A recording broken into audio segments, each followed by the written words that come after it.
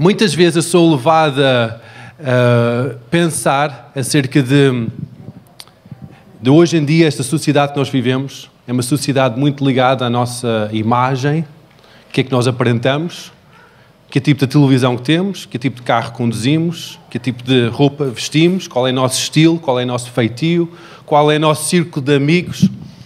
E muitas vezes nós tentamos aparentar uma coisa que não é exatamente aquilo que está cá dentro. E tentamos pôr uma fachada. E fui lembrado, há uns tempos atrás, que alguém ofereceu-me uma prenda. E uma prenda muito bonita. Alguém sabe que eu gosto de canetas, gosto de escrever. E ofereceu-me uma caneta muito bonita, de uma marca que eu gosto em particular. Tem aquela marca em cima da caneta, uma marca que parece uma flor, muito bonita. Exatamente, eu não posso dizer isso, depois estou a ser gravado. Mas foi-me oferecida uma caneta muito bonita, pesada, estava a escrever bem. Depois de algumas semanas a escrever com a caneta, comecei a ver qualquer coisa no meu dedo, uma tinta saltar. Estava a começar a descascar a tinta por fora. E eu disse, isto não deve ser bem verdadeira. Isto deve ser uma daquelas imitações baratas. E deve ser uma caneta falsa. E realmente era. Aquela pessoa que ofereceu-me não tinha capacidade financeira para oferecer-me uma caneta daquela marca. São realmente muito caras. E eu cheguei à conclusão que realmente aquela caneta era falsa. Hoje em dia nós conseguimos comprar quase tudo. Das marcas mais luxuosas, há um preço muito reduzido. Malas, carteiras, canetas, camisas, casacos, tudo de um preço muito reduzido. Agora, se a qualidade está lá, não sei. Às vezes cheira um pouco mais a plástico do que a pele, talvez. Mas realmente nós ficamos contentes. Porque nós pensamos que nós estamos a aparentar algo que é maravilhoso, que é luxuoso. Nós dizemos, eu sou alguém de importância, tenho uma caneta bonita, com uma marca interessante na ponta, tenho uma camisa com uma marca engraçada aqui na parte do peito. Eu sou uma pessoa de bem, não é? Eu sou uma pessoa que realmente eu tenho algum dinheiro. A conta bancária não diz isso. E nós vamos falar hoje acerca disto de falso Deus. Muitas vezes nós também aparentamos alguma coisa de bonito, alguma coisa de luxuoso, de saber falar, até saber orar, até comportamos bem dentro da igreja, até temos alguma bom falar, uma forma cristã de falar, até dizemos aleluia, amém, até damos as mãos, até oramos à refeição, mas será que essa religião que nós praticamos, esse Deus que nós confessamos, será que é somente uma fachada? Será que é aquele tipo de caneta que vai, depois de algum tempo, vai saltar um bocado de tinta? Será que nós estamos a cultuar um falso Deus? Um Deus de nossa própria vida, nosso próprio ego. Quando eu comecei a pensar um pouco mais acerca deste tema, e o Espírito Santo começou a falar mais e mais sobre isto, eu fui levado a ler uma passagem que para mim é muito perto do meu coração. E fica em Êxodo 19, em que o povo de Israel já saiu do Egito e está no deserto e está a se aproximar ao Monte Sinai. Agora, o que é que acontece? Temos que ver que o povo de Israel e esta saída do Egito é simbólico, é uma imagem para nós da nossa conversão. Nós estávamos presos no pecado, escravatura, terra de Egito, o povo de Israel estava preso, e depois Deus queria ter um relacionamento com o povo, trouxe um libertador. Houve aqueles momentos da Páscoa em que o sangue foi vertido nas ombreiras da porta e houve aquele perdão dos pecados. Deus trouxe o povo, saiu do Egito, tal como nós saímos da velha vida e entramos na nova vida para entrar na nossa terra prometida. Quando Moisés foi chamado para ser este grande libertador, ele foi chamado quando ele estava em cima de um monte, este tal Monte Sinai, em que este monte ele teve um encontro com Deus. Deus desceu, aquele arbusto, a sarça, começou a arder, e Deus encontrou com Moisés, ele descalçou os seus sapatos, e disse: Deus, eu não sou digno, e depois Deus começa a comissioná-lo para ser o libertador. Quando Deus chama para ser libertador, ele vai para Egito, traz o povo com grandes sinais e maravilhas. Nós sabemos a história toda, as 10 pragas, e depois abrir o mar vermelho, entrou no mar, saiu do mar e entrou no deserto. O desejo de Moisés não era propriamente para levar o povo para a terra prometida. O desejo de Moisés, naquela hora, é para levar o povo para o encontro com Deus. Por isso que eles dirigiram logo para o Monte Sinai, para ter um encontro com Deus. E esta passagem em Êxodo 19 fala acerca disto, em que Deus está a dizer: Moisés, está a chegar a hora que eu quero encontrar com este povo. Em que ainda não tinham sido formados o tribo de Levi, em que Levi era os sacerdotes, não tinha sido formado nada destes sacerdotes, não tinham sido formados a isso. Em até versículo 6 de 19, Deus está a dizer para Moisés, diz que: mas vós sereis um reino de sacerdotes e uma nação santa. Isso quer dizer que Deus desejou ter uma comunhão íntima com cada pessoa, um relacionamento com cada pessoa, uma nação santa, todo o povo, não somente o tribo de Levi, todo o povo, um sacerdócio real. Ele desejava ter toda a nação ter um sacerdócio real perante Ele. É a mesma coisa connosco hoje. Ele deseja ter um relacionamento íntimo, pessoal, contigo, comigo, e não ter nenhuma falsidade ali pelo meio. É o desejo dele. Por isso que ele estava a chamar o povo para encontrar com ele no monte. Depois nós vemos que Moisés diz ao povo isso. Deus diz: olha, tu tens que purificar, em versículo 10, diz: vai ao povo, purifica-o hoje, e amanhã lavam elas as suas vestes. E estejam prontos, porque no terceiro dia do Senhor, à vista de todo o povo, descerá sobre o monte Sinai. Isto é incrível. Porque o povo, Deus tinha já feito essa comunhão com humanos, com humanidade, no Jardim de Éden.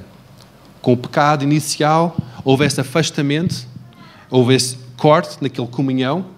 Houve algumas pessoas, tal como Enoque, Noé, Abraão, Isaac, Jacó, José, que tinham alguma comunhão com o Senhor, mas não houve essa comunhão de perto com todo o povo. Houve um bloqueio. Então o que aconteceu é que Deus estava a ver que depois deste tempo todo, dos 400 anos de silêncio, onde o povo de Israel eram escravos no Egito, finalmente há um momento em que Deus pode ter comunhão com todos.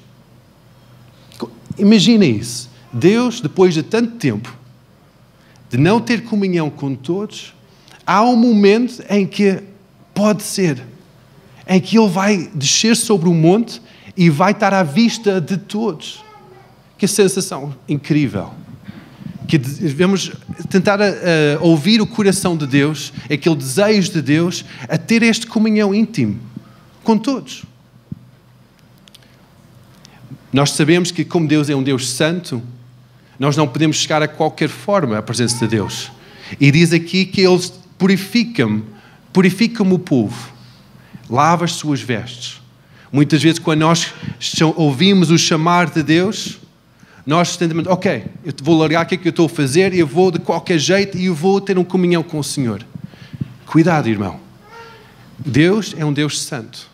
Quando nós queremos celebrar uma aliança com Ele, em comunhão íntima com Ele, nós temos que dizer: Deus, a primeira coisa que devemos fazer é dizer: Deus, limpa-me, purifica-me. Deus, perdoa-me os meus pecados. Deus, limpa-me a minha vida.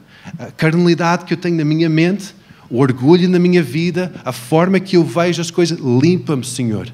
Quando nós purificamos-nos perante o Senhor, o que acontece é que nós temos logo acesso a Deus. Nós podemos entrar em comunhão íntima com Ele. Em versículo 17 diz assim: Moisés levou o povo fora do arraial ao encontro com Deus. Ao encontro com Deus. Não foi ao encontro do sacerdote que representava Deus. Não foi ao encontro de um ídolo, de uma estátua. Não foi ao encontro Não, foi ao encontro do Deus vivo.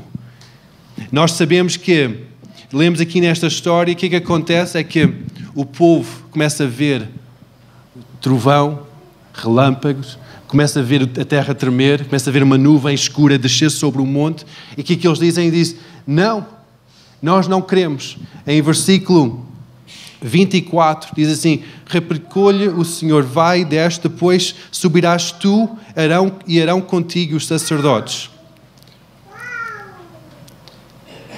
Porém,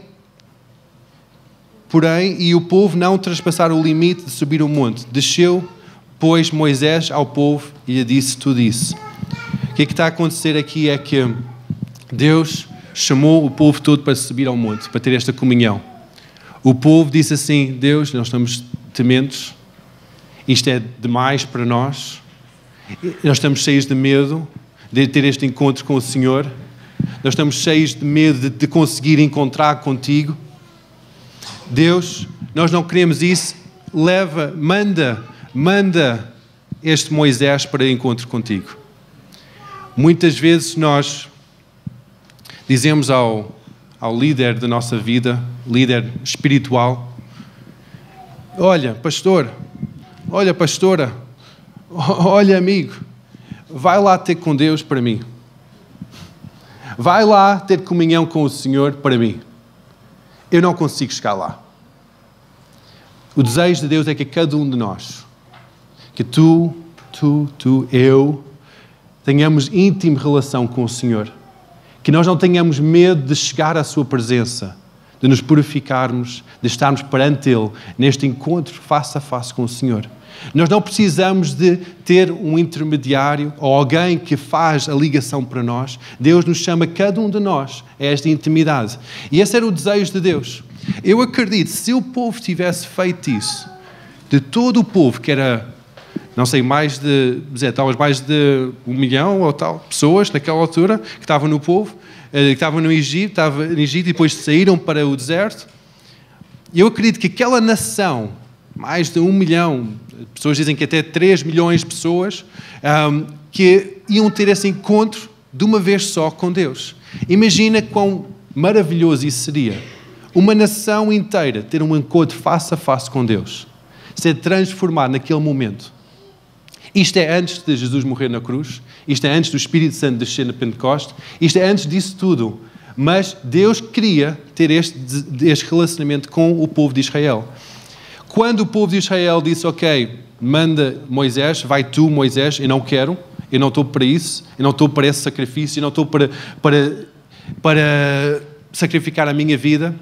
Moisés, homem de grande coragem, vai, entra na nuvem escura e vai e sobe o monte. Tem um encontro com o Senhor. Em capítulo 20, versículo 19 e 20, fala acerca desta troca que o povo fez. Em vez de eles próprios terem comunhão íntima com o Senhor, eles dizem: vai tu, Moisés, e fala por nós. Quando Moisés sobe o monte, ele fica lá durante 40 dias. Imagina o que é que acontece quando o povo vê um homem mortal subir ao monte, cheio de trovoada, cheio de relâmpagos, cheio de terra a mexer. É um cenário tenebroso. Este homem sobe ali em cima, desaparece fora da vista. O seu irmão vai com ele, Arão, vai com ele, e de repente vai passando 1, 2 dias, 3 dias, 1 semana, 2 semanas, 3 semanas. E ao longo daquele tempo, eles veem o homem que eles conhecem começar a descer do monte. O irmão de Moisés, Arão, começa a descer do monte, começa a ir ter com o povo. Ele já era um líder do povo. Antes nós lembramos na terra do Egito, quando ele falava, quando Moisés queria falar, ele era gago, então pediu a Arão para falar a seu favor, para ele. Então ele já tinha algum cargo de liderança, já tinha chamamos de dom de liderança. O povo já reconhecia isso, congregava à sua volta. Eles começam a ver Arão a descer. Eles perguntam: Arão, o que é que se passa com o teu irmão? Moisés, o que é que se passa com ele? Ele não está contigo? E disse: olha, Moisés continua a andar, mas eu voltei para trás. Eu não sei o que é que se passa, mas ele está lá em cima. Naquele tempo, Moisés começa a falar com Deus lá em cima. Deus começa a falar com Moisés. Deus deu a lei a Moisés, deu todos os mandamentos, os 10 mandamentos, a ordem sacerdotal, toda a ordem que tinha que ser incutido, porque não havia uma comunhão direta com o Senhor. Tinha que haver uma lei, tinha que haver uma ordem, tinha que haver intermediários, um tribo sacerdotal tinha que se levantar para ser esta intermediação entre Deus e o homem. Deus começou a revelar isso tudo a Moisés, lá em cima naqueles 40 dias.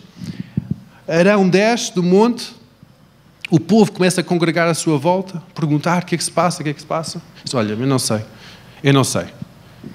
E como ele já tinha aquele jeito para a liderança, o povo diz assim, vamos em frente, que no capítulo 32,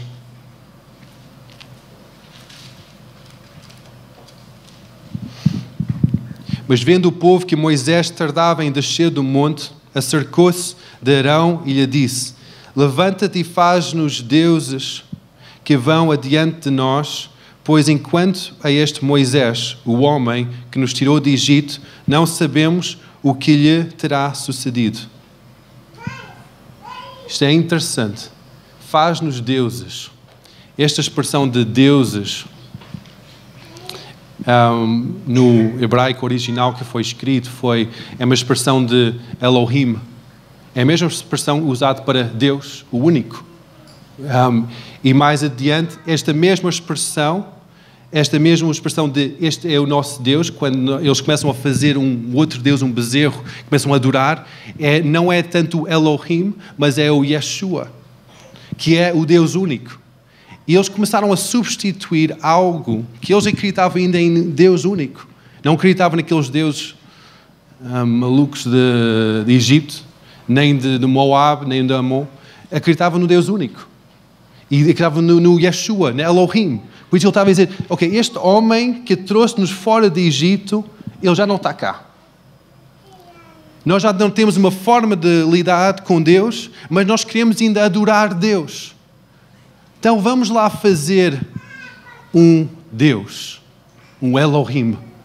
Imagina esse sentimento no grande Deus, lá em cima. Ele a olhar para baixo. Ele estava em comunhão com Moisés, mas ele está em todo lugar. Então ele estava a olhar lá em baixo também. O povo estava a dizer: faz-nos um Deus. Nós não queremos ir lá acima. E também a pessoa que nós elegemos para fazer essa intermediação entre nós e Deus, nós pensamos que ele já morreu. Porque já vão mais de 40 dias que ele já não dá sinais de vida. Talvez nem tem comida, nem água lá em cima. Provavelmente mesmo morreu. Então vamos lá fazer uma forma de ainda cultuar a Deus. Nós não temos essa comunhão íntima como Moisés tinha, mas nós queremos ainda cultuar a Deus.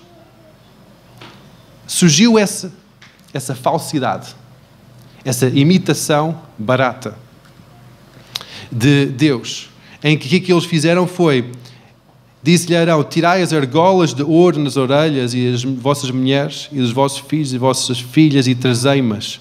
Então todo o povo tirou das orelhas as argolas e trouxe a Arão. Este, recebendo-as das suas mãos, trabalhou o ouro com um buril e fez dele um bezerro fundido. Então disseram: são estes, ó Israel, os teus deuses, para tirarem da terra do Egito. Arão, vendo isso, edificou um altar diante dele e apregou quando disse, amanhã será a festa do Senhor. Este Senhor aqui é Yeshua. É o Senhor, o único Deus. Eles estavam a dizer que este bezerro, esta estátua, é o Elohim, é o Deus que nós estamos a adorar. E depois este Senhor aqui é o nosso Deus, é o Yeshua. É que nós vamos celebrar a festa do Senhor. Eles estavam a dizer, ok, é como eu tinha essa caneta falsa, não é? Isto é uma caneta falsa espetacular. Então eu vou começar a usar esta caneta e orgulhar-me de ter esta caneta. Mas não, era uma caneta falsa, é a mesma coisa. Este povo está a dizer, isto é nosso Deus. Isto é o Deus que tirou-nos do Egito, que nos salvou. Mas não era o Deus. No dia seguinte, madrugaram e ofereceram holocaustos e trouxeram ofertas pacíficas e o povo assentou-se para comer e beber e levantou-se para divertir. Se nós vemos aqui, nós vemos que, ok, o povo de Deus é um povo alegre, é um povo com alegria, não é? Parte do reino de Deus, o reino de Deus é alegria no Espírito, justiça, paz e alegria no Espírito. Então nós queremos alegria do Espírito, não é? Nós vamos ter ofertas pacificadoras, ter a paz de Deus, vamos oferecer coisas perante o Senhor, para obter o favor de Deus, a paz de Deus, mas depois, como Deus deseja liberdade, Ele tinha acabado de libertar os escravos para que haja alegria. Depois de sair do Mar Vermelho, Miriam trouxe todo o povo numa festa de louvor e adoração, uma grande festa quando saíram daquele mar e aquela libertação. Então o povo tinha aquele registro, Deus quer que nós alegremos-nos. Então, este é o nosso Deus. Isto é o que nós vamos começar a curvar e vai representar Deus para nós. Vamos sacrificar sacrifícios pacificadores perante este Deus, perante o nosso Deus. E Deus deseja alegria. Então vamos lá, bota aí no louvor, vamos lá alegrar-nos. Vamos lá ter uma festa. Só que quando o nosso Deus não é a verdadeira, aquela verdadeira, não é a imitação, o que vem é toda forma de maldade. Eles não somente alegraram, mas foram um pouco mais além. Começaram a divertir-se. Divertimento, esta frase divertimento, ou divertir-se, implica que havia muita coisa a acontecer, imoralidade a acontecer, muita imoralidade sexual entre uns aos outros. Era uma festa pior do que as discotecas que andam por aí. Era uma festa em que tudo era permitido, em que eles pensavam, é isto que Deus quer liberdade. Vamos ter liberdade, vamos festejar, vamos ter esta liberdade no Espírito, vamos lá. Quando nós adoramos o Deus falso, o que acontece é que nós somos levados num espiral decadente. E o que parece bom vai levar-nos a mais e mais pecado. Nós pensamos que, ok, a liberdade do Senhor é aquilo que nós buscamos, mas depois não temos essa coragem de entrar na nuvem e ter um encontro face a face com Deus. Vou repetir isso novamente, porque eu acho que isso não encaixou muito bem. Muitas vezes nós queremos liberdade no Espírito. Queremos sentir livres. Queremos sentir alegria.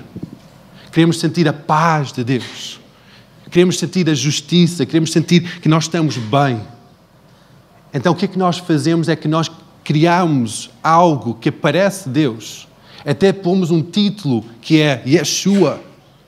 Até pomos um título que é Elohim, que era aqueles nomes mais sagrados, que Yeshua era um nome que o povo judaico não podiam pronunciar. Era tão santo esse nome. Mas eles puseram esse nome naquele bezerro de ouro. Quando eles começaram a fazer isso, dizer, ok, isto é ótimo. Vamos começar a festejar, porque Deus quer que haja alegria. Vamos lá fazer as coisas porque nossa própria força, nosso próprio entendimento. O que acontece é que vai aquele espiral decadente. E a única razão é porque nós não tivemos coragem de entrar na nuvem, subir o monte e encontrar com Deus. Nestes tempos em que nós estamos a viver, esta nova estação, tal como a pastora estava a dizer, e muito bem, é tempos em que Deus está a chamar-nos, povo meu, chamado pelo meu nome, vem, encontre comigo. Vem, entra na nuvem da minha glória, porque eu quero transformar-vos. Amém? Nós sabemos a história quando Deus alerta Moisés, diz: Moisés, olha, isto está a ser muito bom, este momento está a ser muito bom, mas passa-se qualquer coisa lá em baixo. Tens que ir lá ter com o povo. Moisés fica com aquela ira santa. Desce aquela pedra com as gravuras dos 10 mandamentos, escrito com a mão de Deus. Ele tinha isso nas suas mãos, com a raiva santa de ver tanto pecado no meio do povo. Ele parte aquilo. E ele diz: o que é que está aqui a passar? O que é que está aqui a passar? E Moisés só diz: olha, quem está com Deus, quem está por Deus e por mim, chega a mim. Quem está pelo único Deus, e não essa coisa falsa que tens aí, vem até mim. Muito do povo realmente foi até Moisés para encontrar com Deus. Mas muitos não, e muitos padeceram, muitos morreram. Chegou depois um momento, em capítulo 33, em que há esta intimidade tão próxima de Moisés com Deus, em que ele diz assim, em versículo 12, e diz Moisés ao Senhor: tu diz-me, faz subir a este povo, porém não me deste saber a quem hás de enviar comigo. E contudo disseste: conheço-te pelo nome, também achaste graça aos meus olhos. Agora, pois, se achei graça aos teus olhos, rogo-te que me faças saber neste momento o teu caminho, e que eu te conheça e ache graça aos teus olhos, e considera que esta nação é o teu povo. Deus depois responde, diz: a minha presença irá contigo e eu te darei descanso. Então disse Moisés: se a tua presença não for comigo, não faças subir deste lugar. E depois mais adiante em versículo 18, aquela declaração célebre do Moisés diz: rogo-te, Senhor, mostra-me a tua glória. Moisés tinha uma intimidade incrível com o Senhor. Antes de ele ver Jesus, antes do Espírito Santo ter descido, antes de tudo isso, Moisés tinha aquela intimidade que Deus deseja para cada um de nós. Hoje nós estamos neste momento em que Deus está a dizer: povo meu, sobe a este lugar. E quando nós subimos, temos que subir sem medo, sem condenação. Dizer: Deus, purifica o meu coração, purifica a minha vida, porque eu quero ser agradável a Ti. Eu quero ter esta comunhão contigo. Eu quero ser transformado pela Tua glória. Eu quero que a minha vida mude. Eu quero que tudo à minha volta muda. Quando nós estamos a falar que Jesus é o centro de tudo, Jesus é não somente, como eu falei há 2 semanas atrás, que Jesus é o Rei das nossas vidas, mas Jesus é o modelo que nós temos que seguir em cada área da nossa vida. Quando Jesus foi visto na terra, várias vezes Jesus teve comunhão direta com o Pai. Ele isolou-se, subiu ao monte e teve comunhão com o Pai diretamente. Antes de fazer grandes milagres, antes de eleger os 12 apóstolos, antes de qualquer coisa, ele teve comunhão com o Pai. Ele estava sempre a dar aquela fugida de Deus. Encontra comigo novamente. Eu preciso da tua orientação divina. Eu preciso que tu mostres o teu plano. Eu preciso que tu falas o que é que eu devo fazer. Foi dito acerca de Jesus em que ele não fazia nada que não via o seu Pai a fazer. Não dizia nada que o seu Pai não tinha dito. Imaginem isso na nossa vida. Imaginem o nosso trabalho. Será que nós podemos dizer: eu não disse nada que Deus não queria que eu dissesse? Eu não fiz nada que não vi o meu Pai a fazer. Será que nós temos essa coragem? Será que nós temos essa intimidade de comunhão com Deus? Em que nossa consciência está tranquila e dizer, tudo que eu faço é que eu sou orientado pelo Espírito, que fala exatamente do coração do Pai. Será que nós temos essa coragem de sermos assim? De ter essa comunhão tão íntima com Deus? Ou será que nós ficamos satisfeitos com imitações baratas de comunhão com Deus?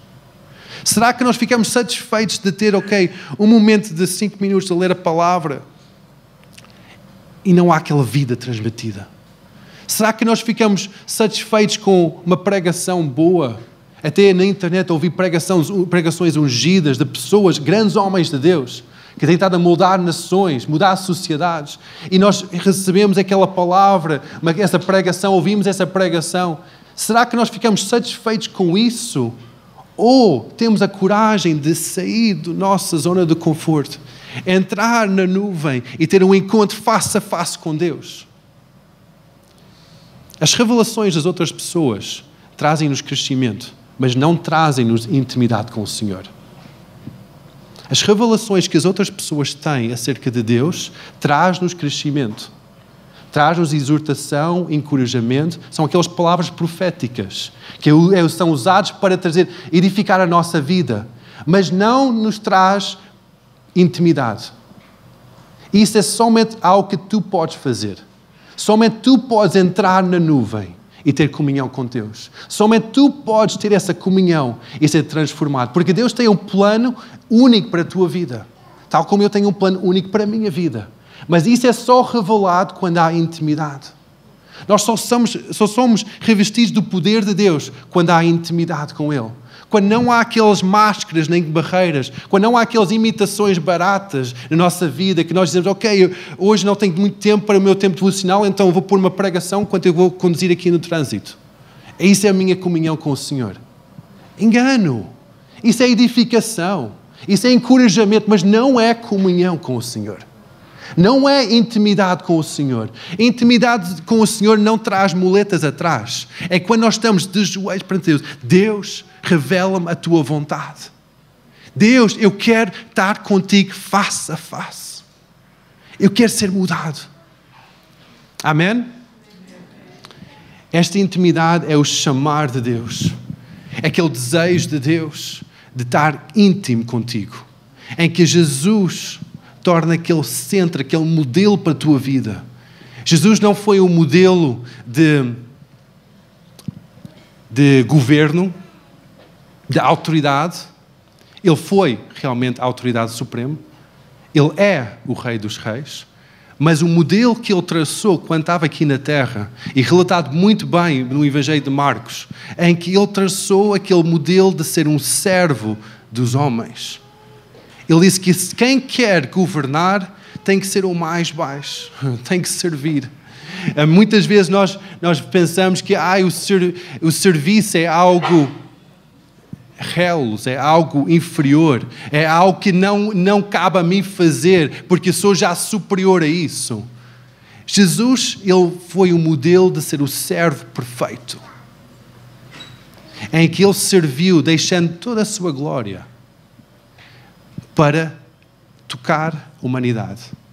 Tantas vezes é referido que Jesus tocou o enfermo, que abraçou as pessoas, que ele sentou-se e as crianças saltaram para o seu colo.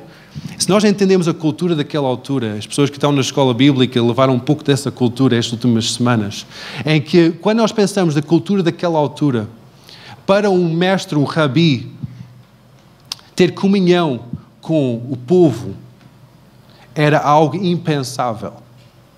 Os mais religiosos não tinham qualquer pessoa à sua mesa porque tinham medo de ser contaminado. Muito mais se tocasse de uma pessoa enferma, que era alguém que era imunda, que tinha que estar segregado de todo o resto do povo. Ter alguém aproximar e tocar uma pessoa com lepra era um escândalo. Jesus tocou em olhos cegos, agarrou línguas mudas, tocou em vidas, tocou na enfermidade, serviu o mais baixo. Ele foi o exemplo para nós. Porque quando nós conhecemos Deus, temos esta intimidade com Ele, Deus vai levar-nos a fazer estas coisas. Muitas vezes nós podemos ter aquele registro na nossa mente, na nossa cultura, em que já estou no outro nível, já estou no outro patamar, eu não estou para fazer isso, eu vou chamar a equipa de administração para pôr as mãos sobre os doentes, eu não vou visitar pessoas no hospital porque eu vou criar uma equipa de visitação, porque cheira mal lá dentro, porque as pessoas estão doentes, estão enfermas. Deus, quando tu tens intimidade com Deus, Ele vai começar a levantar, vai começar a chamar, diz, vai, ora pelos doentes. Vai, ama as pessoas. Epá, mas as crianças, eles são tão chatas, eles fazem barulho. Não. As crianças são crianças. As crianças vão ser sempre crianças. E quanto mais nós amamos as crianças, maior é o nosso acesso ao reino dos céus. Jesus dizia, se são como uma criança, tens acesso ao reino dos céus. Simplicidade de uma criança, amar uma criança. Por isso que eu não chatei quando as crianças fazem barulho.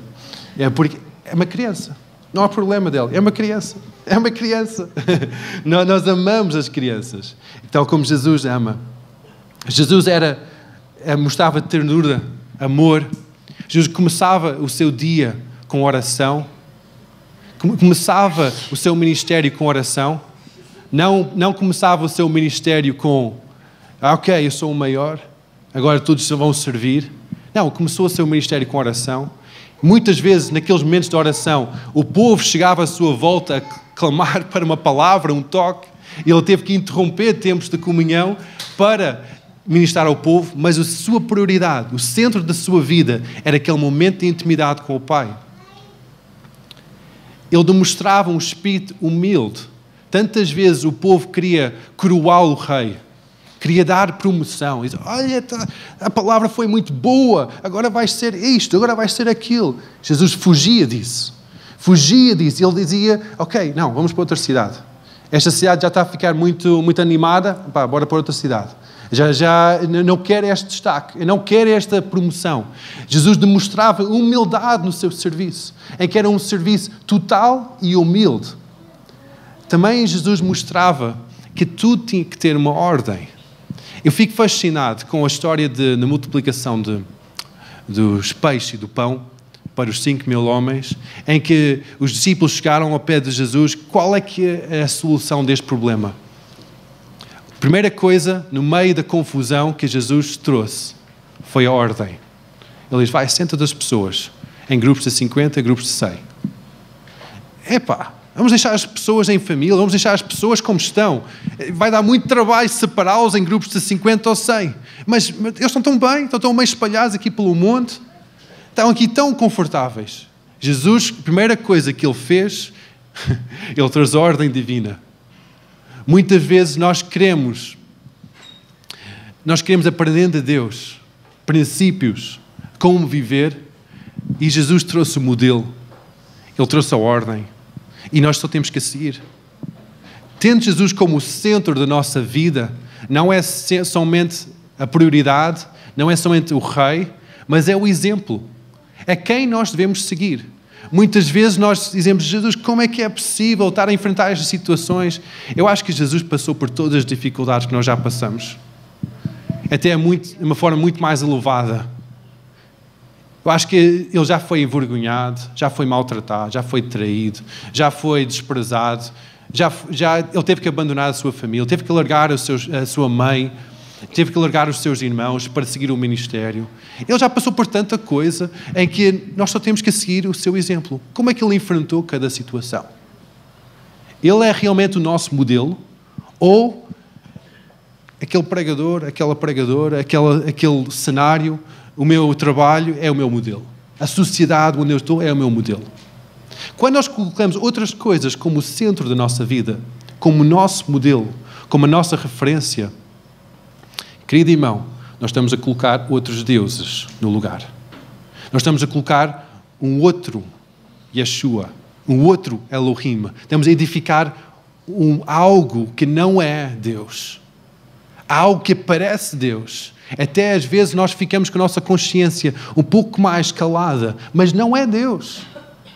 Aquele Deus não traz libertação, não traz cura, não traz salvação. Aquilo não traz. Aquilo é uma imitação barata de Deus. Por isso que Jesus tem que ser o centro da nossa vida. Quando Jesus é o centro da nossa vida, o nosso coração é movido por amor e compaixão. Muitas vezes nós servimos por obrigação, fazemos os rituais religiosos, levantamos as mãos, dizemos orações, lemos a palavra, fazemos grandes trabalhos sociais só por fazer o trabalho, só por servir. Mas o grande exemplo que Jesus deu foi que ele foi movido por compaixão. Por isso que ele ministrou, por isso que ele tocou, por isso que ele falou. Movido por compaixão.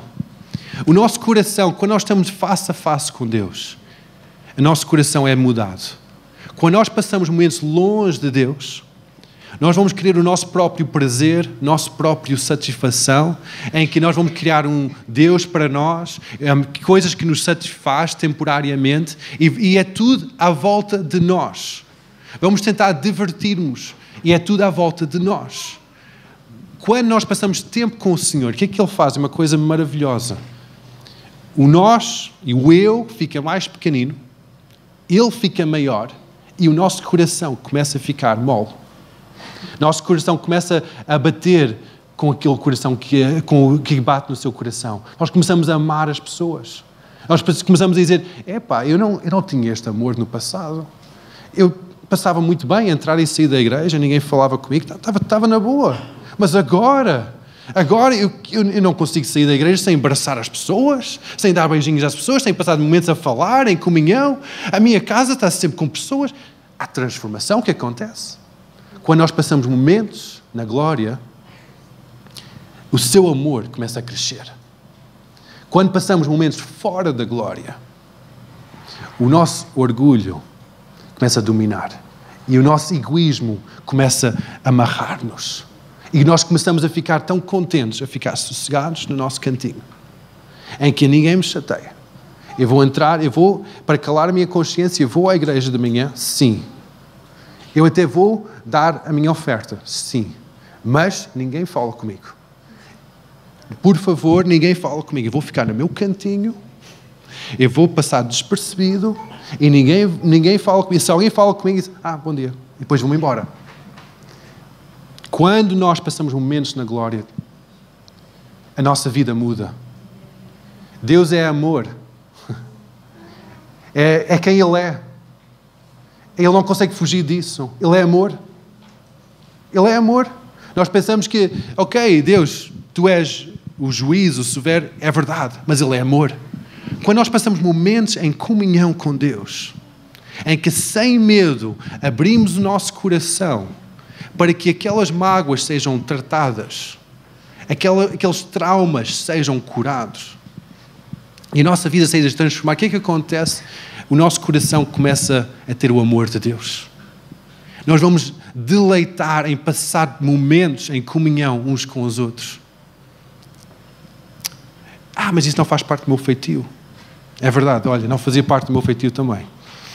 Eu era conhecido, quando eu e a Silvia começamos a namorar, era conhecido por o Sete, o bicho do mato. Eu passava, que a Silvia lembra bem, é que eu passava bem longe de pessoas. E era o meu feitio, eu estou bem, deixe-me estar.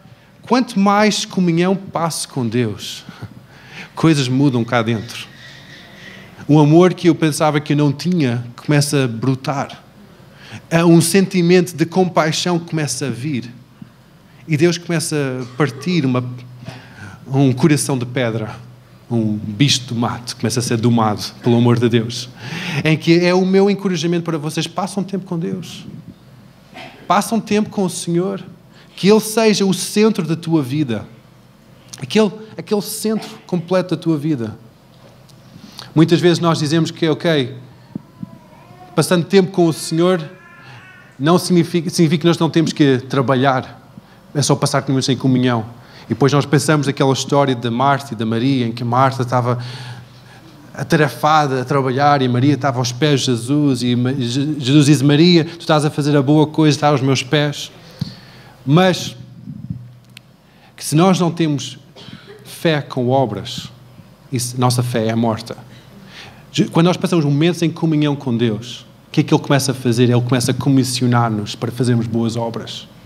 Ele começa a comissionar-nos para edificar o seu reino, para dar o nosso talento, o nosso tempo, o nosso suor, a nossa vida para edificar o reino de Deus. Quando nós passamos tempo com Ele, Ele leva-nos daquele lugar que nós somos confortáveis a fazer nada, a ver somente a televisão e filmes todo o dia, para um lugar que nós ficamos incomodados e nós temos que agir.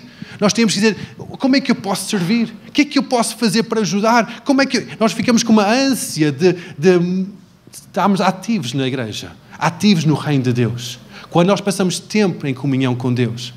Tiago fala acerca disso, em Tiago, capítulo 2, 17, diz assim: também a fé, se não tiver as obras, é morta em si mesmo.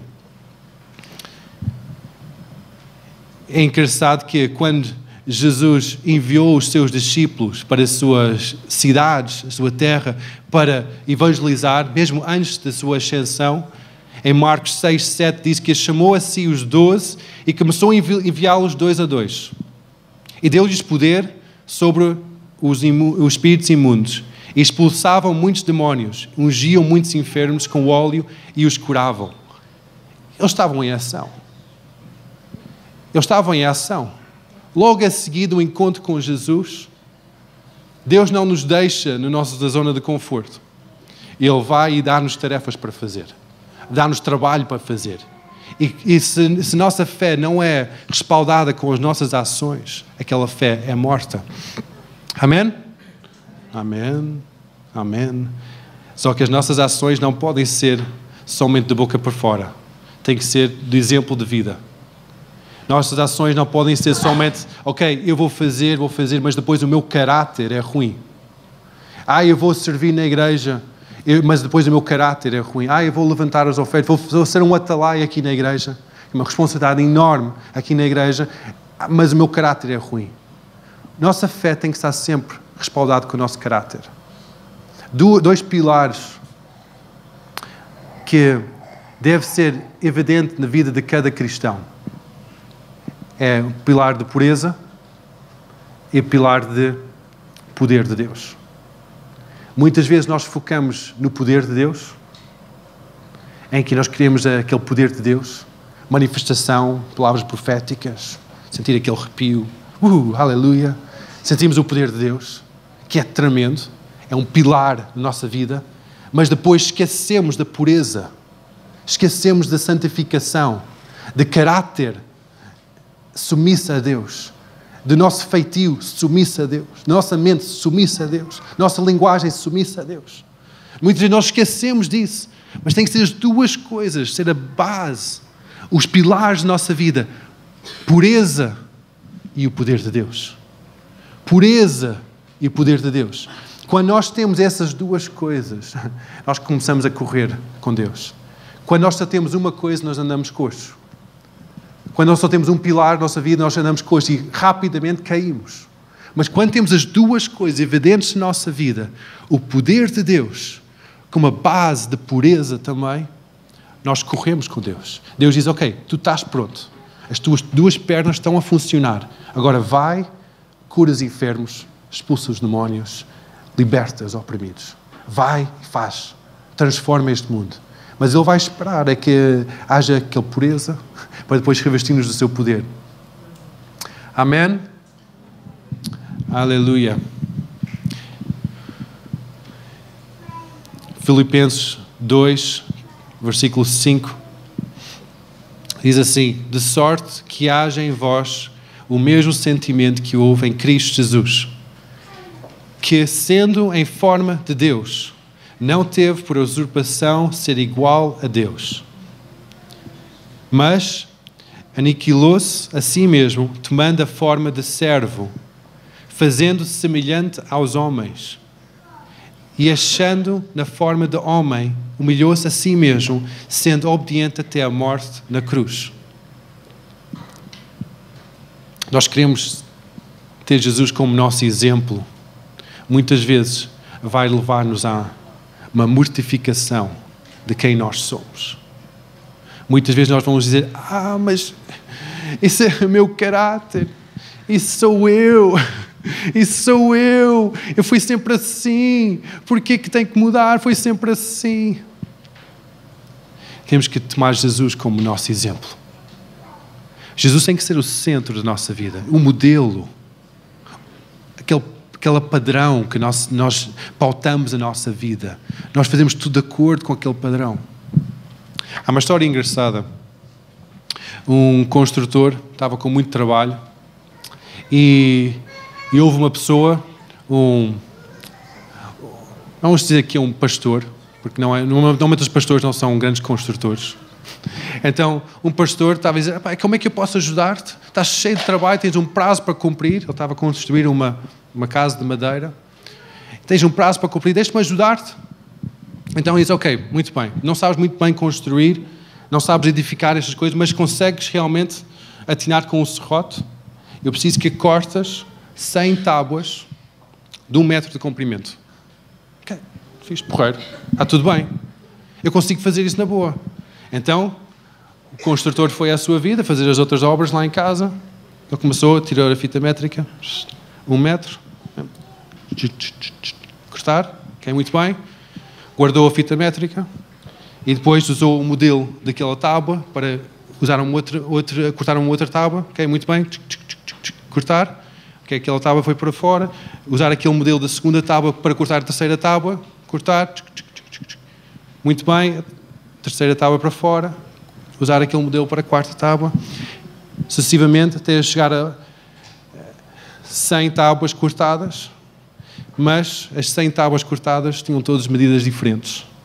Umas tinham esta altura no fim e outras tinha 1 metro só, porque ele tinha guardado o modelo. Ele tinha guardado a fita métrica.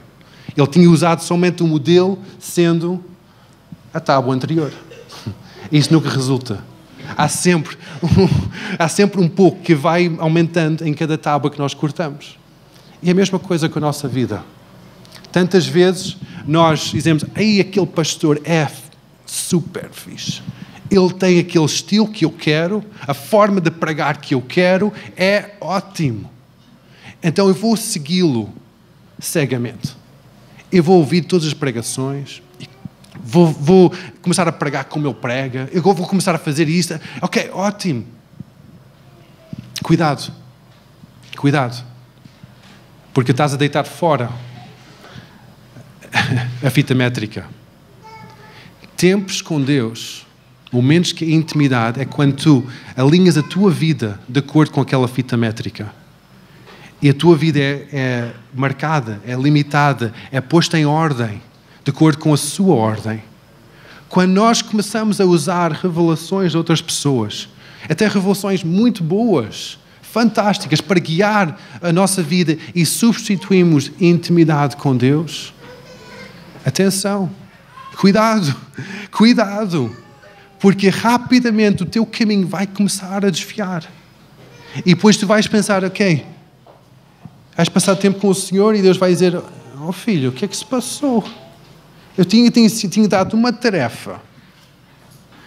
E o que é que se passou? E está tudo desviado, está tudo alterado. O que é que se passou? E nós vamos dizer, mas sabes, aquele pastor, ele é tremendo. Isso é verdade, é o meu servo, é tremendo. Mas eu sou o teu Deus.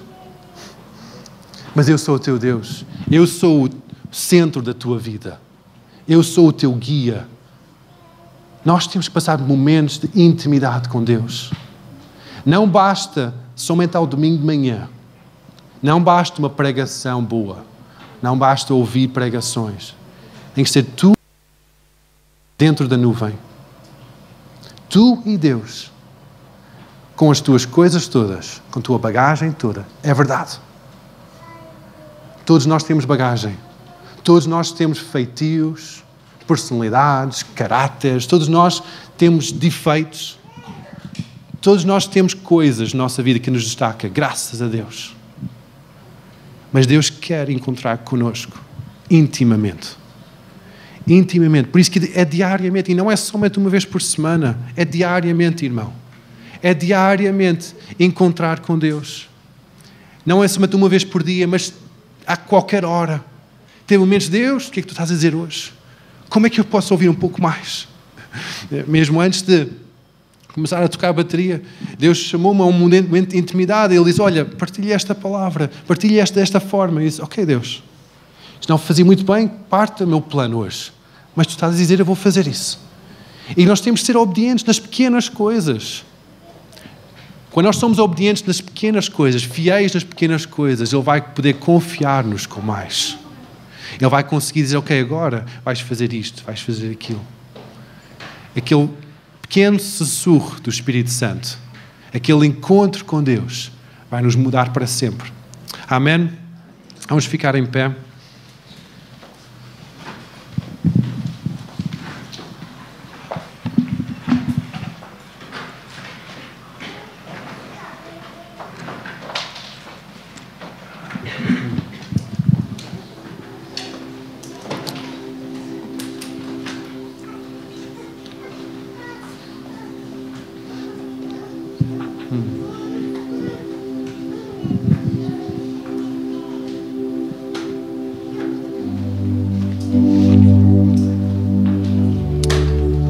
Nós não podemos estar a servir a dois mestres. Não podemos estar a servir o nosso próprio contentamento e estar a servir a Deus. Nós não podemos estar a fazer as duas coisas.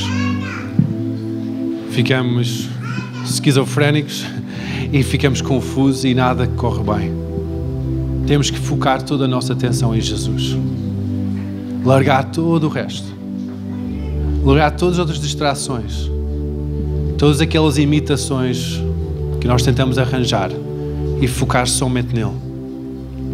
Por isso que se hoje isto fez sentido para ti, apresenta a tua vida perante o Senhor. Diz, Deus, tal como o povo de Israel, quando eles estavam a ser chamados por ti, a primeira coisa que eles tinham que fazer era santificar, lavar as suas vestes, largar a sua velha vida. Apresenta a tua vida perante o Senhor hoje de manhã. E diz, Deus, eu estou aqui. Eu peço perdão pelo egoísmo da minha vida, pelo orgulho que eu tenho sentido, porque eu tenho colocado outras coisas no teu lugar e eu não tenho estado a buscar-te como meu único Deus. Por favor, perdoa-me e limpa-me de toda esta imundícia, Senhor. Diz isso nas tuas próprias palavras hoje de manhã.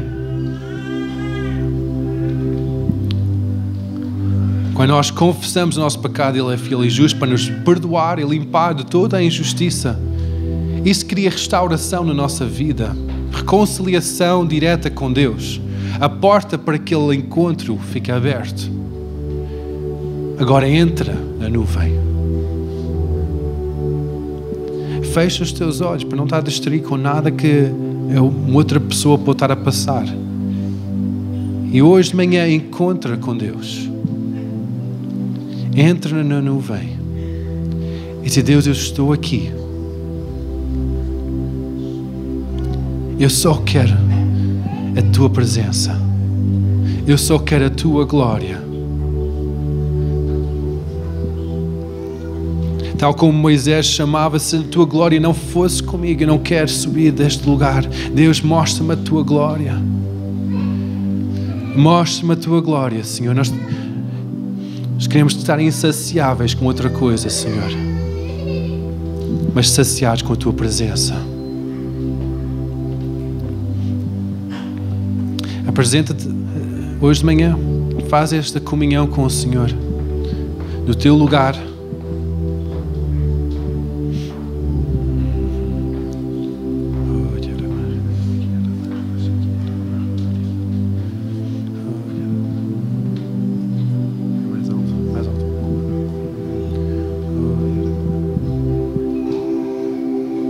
Vamos tomar este momento somente de entrar na intimidade com o Senhor.